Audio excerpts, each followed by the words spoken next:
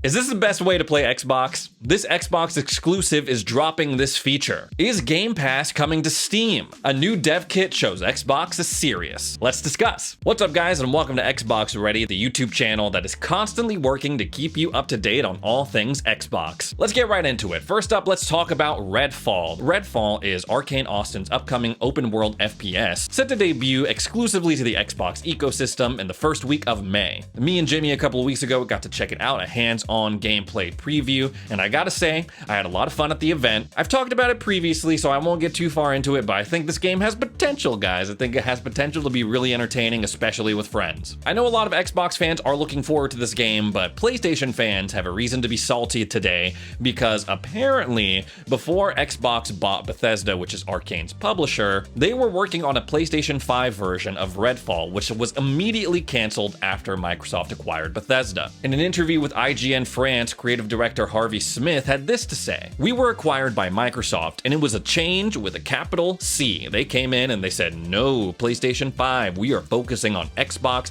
PC, and Game Pass." He goes on to say, "It's a good decision, I think. It helps us support Game Pass and have one less platform to worry about, one less complexity." And oh man, I've been kind of taking it easy on social media lately. Haven't been checking out Twitter, Reddit as much as I used to, because I feel like it was really messing with my brain, but I could just tell a bunch of people are going to be super salty about this little bit of information. But none of this, honestly, is surprising. Like, it doesn't surprise me that Redfall, there was a PlayStation 5 version being worked on at one point, because all of their other games have come out on PlayStation, most recently Deathloop, of course. And it also doesn't surprise me that Microsoft, after honoring contracts to keep Deathloop and Ghostwire Tokyo off of Xbox consoles for a year, would be like, enough of this, we're going to leverage Bethesda into marketing the Xbox ecosystem. This may or may not come back to bite Microsoft in the ass, though, because obviously they're in the middle of another acquisition, Activision Blizzard, I'm not sure if you've heard, and Sony is trying to make the argument that Microsoft is going to do what they did with Bethesda IPs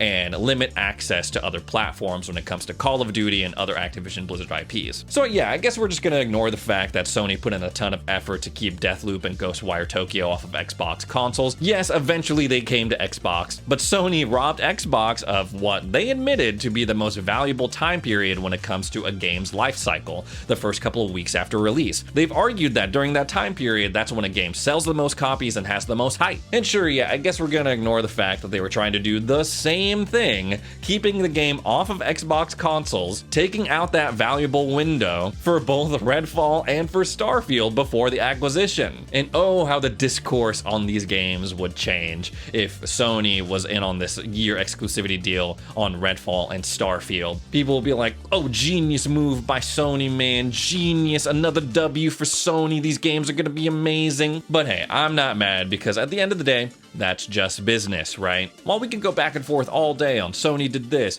Microsoft did this, PlayStation versus Xbox, at the end of the day, I understand them both, because they're just trying to protect their business interests. They're trying to drive more traffic to their ecosystems and their products. In a bit of good news for Redfall, they are allegedly considering dropping the controversial always online requirement that it takes to play the game. Now, when it was announced that you were going to need a persistent online connection to play Redfall, people were not happy about that. Obviously, you can probably imagine. Me personally, I don't care. I am fully intending to play this game with a group of friends, with other people, which you need to be online for. So I was like, okay, whatever. I also game at my desk, as you can see, and I have a direct Ethernet connection to my Xbox, so good internet is not really a problem for me. But the criticisms are valid, right? Especially for people who are just wanting to have a single player experience when they pick up Redfall. It's like, why do I need to be online for that? That's the age-old question that we've been wrestling with for the past decade in gaming. Ever since Diablo 3 came out, that's the earliest I can remember.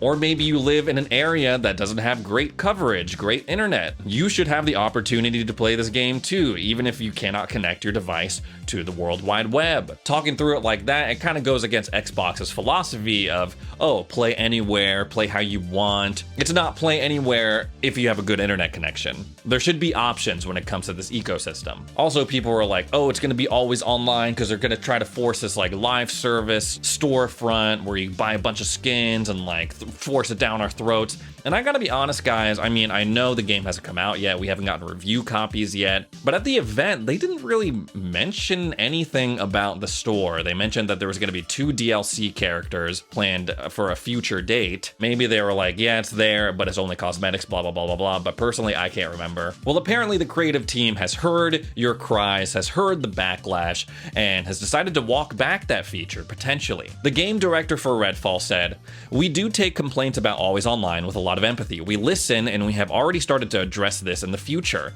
We have to do some things like encrypt your save games and do a bunch of UI work to support it, and so we are looking into it. I'm not supposed to promise anything, but we're looking into it and working actively towards fixing that in the future." Guys, this game's launch is right around the corner. We're at the end of March, about to come into April. This game is supposed to launch first week of May with an early access week, kind of bleeding into the end of April. So chances are what I was seeing at the event a couple of weeks ago is more or less the same build we're gonna get at launch. And with what Harvey Smith is saying here, they gotta rework UI, they gotta rework like cloud saves or whatever. So I'm not sure a game that was built to have a persistent online connection could, over the span of the next 6 weeks, just drop that and rework the whole game. But at the end of the day, I've heard of a lot of people being like, I'm gonna skip this game because of the always online requirement. This should give those kinds of people a little bit of hope going forward when it comes to trying out this game. Next up, let's talk about a new projector coming out. And whoa, Ray, what is going on? Why are we talking about projectors? Let's talk about Xbox. Let's talk about gaming. Well, guys, this new projector from ViewSonic is apparently the world's first projector designed for Xbox. They're simply being dubbed the X1 and the X2, and they are 4K LED projectors. And it allegedly comes with a built-in sound system that's supposed to rival in-theater sound. They say, "We're pleased to partner with Microsoft to bring the best gaming experience to all Xbox gamers with our latest X Series LED projectors.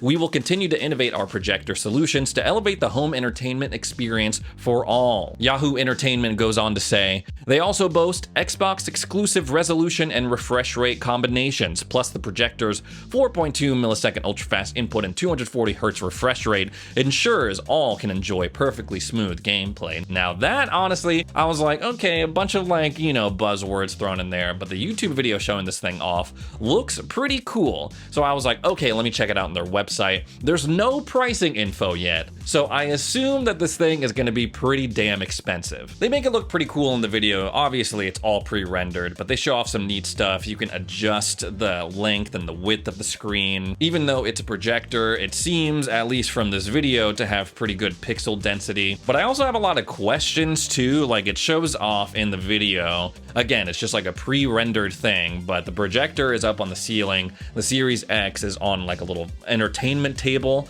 below the screen projection. And I'm over here thinking to myself, okay, this is a Series X, plug in HDMI-wise to the projector, or what's going on here? How do they communicate with each other? And would you still be able to use some HDMI CEC features like turning on the projector when you turn on your Xbox, controlling the volume through your Xbox? So yeah, still a ton of questions, but I thought it was cool. This is one of the cooler collaborations that we've seen Xbox do in recent months. I'll be keeping my eye on the price because I'm sure this thing is going to be like prohibitively expensive. If I can get my hands on one, I would love to have it on the channel, but we'll see. Next up, Xbox is planning to bring cloud gaming to 2 more platforms. Now, Microsoft has been a little bit on a roll recently. They're giving out 10-year contracts to pretty much everyone and their mother. Yes, that does include trying to bring Call of Duty to Nintendo consoles for the next 10 years, but they've also hit a number of cloud gaming companies, GeForce Now, Ubitus or Ubitus, again, I'm not sure how to pronounce that, and then Boosteroid. Microsoft promised them all for the next 10 years that they will be able to stream Call of Duty and other Activision Blizzard titles on their services. Well, according to filings from the CMA, that also includes some other platforms that you will definitely recognize. They say any cloud gaming service provider which distributes eligible games or has an agreement with a first or third-party game store that distributes eligible games will automatically be entitled to stream eligible games. This includes cloud gaming providers such as GeForce Now, which has that contract we just mentioned, and also enables game stores such as Steam and Epic Games Store to launch streaming services in the future. Microsoft is in discussions to all the most interesting, juicy stuff is always redacted in these documents. If you read through them yourself, it's like you cut out the good stuff, man. But this presents an interesting kind of situation. Xbox Cloud Gaming being available through Steam is especially intriguing because obviously in order to have Xbox Cloud Gaming, you need to have Xbox Game Pass Ultimate, as it is right now. So if Xbox is open to bringing cloud gaming through Steam, would they also be open to incorporating some version of Game Pass into Steam? And honestly, I think that would be an amazing move on Microsoft's front. They want to tap more into the PC gaming market. They've even kind of alluded that, oh, we've kind of hit our cap when it comes to console Game Pass growth. But PC, there's like so many more PCs that can have PC Game Pass on them. So much untapped potential. And let's be honest, guys, Steam is like the king over on PC gaming. That's just the way it is. Other people have tried to challenge them, Epic Games, obviously. But I feel like every time Epic Games is like, no, you gotta launch our games through our launcher, people are just pissed off. So I think it would benefit Microsoft immensely if they were able to work Game Pass into Steam in some way. I know they're sort of competitors, but I feel like that would extend their reach way further than just trying to drive people to their own Xbox app on PC. Maybe this could even open up the door to having Game Pass available on Steam Deck, like its own dedicated compatible app. You can already use cloud gaming on your Steam Deck. We've done that in a video in the past, showed that off. But having a Game Pass app on that thing would be awesome. One, again, it would extend the reach of Game Pass to more devices, but it would bring us a step closer to having what is sort of like an Xbox handheld. At the moment, though, this is all wishful thinking. Obviously, the Steam Deck has a totally different operating system than what Xbox is used to appearing on. But hey, a man can dream, right? Next up, let's talk about Xbox's new dev kit. Now, not too long ago, Microsoft made history by making Xbox the first carbon-aware console. This apparently allows your Xbox console to make updates and download games when it is the most optimal for your local power grid. Sort of in that same vein, Microsoft has released the Xbox Developer Sustainability Toolkit, which will apparently provide developers with real-time energy consumption feedback down to the nearest millisecond. So all that fancy stuff can apparently go and say, hey, guys, this part in the game, it's using way too much energy for no freaking reason. We should change that. Apparently, these new dev kits have been tested out already in studios like 343 Industries. And apparently when they were testing this out at 343, they found out during this one loading screen, they were rendering an image at 4K, which no one could see. So they were like, okay, there's no reason to do that. That's using unnecessary energy. Let's fix that. So sure, guys, all of this is like well and good, save the earth. Yes, I'm all about that. But how big is the actual problem, right? Like, how much is my gaming habit contributing to the demise of our earth? So I decided to look into it myself, and the general consensus is that no, individual gamers, they don't use like too much energy. But when you combine like all of the billions of gamers from across the world, collectively, it gets a little bit crazy. And shockingly, I found out that even if you were like just to go on and watch Netflix or maybe stream one of your favorite shows on your Xbox Series X, it takes up like an insane amount of energy compared to if you were gonna go and stream it through your Apple device or Roku even. So I was like, okay. Probably not the best. And that's not taking into account, of course, the actual physical product of having a gaming console or a PC. Obviously, that's a ton of plastic being thrown around. And as we've come to find out, in these GPUs, there's all sorts of crazy stuff. Copper, cobalt, freaking like kryptonite, I don't know. And that stuff, from my understanding, it doesn't degrade. Like, you throw it out, it just like rots. It has a huge freaking shelf life. So maybe that's another reason why cloud gaming could be cool, potentially, like cut down on all the physical units out there. Maybe if cloud gaming gets to the point where it could be like a standalone gaming service. So yeah, when Xbox first started doing this carbon aware stuff, I was like, man, who cares? I'm probably gonna do the same thing that I've always been doing, just like play when I want to play. But now I'm like, okay, they might be onto something.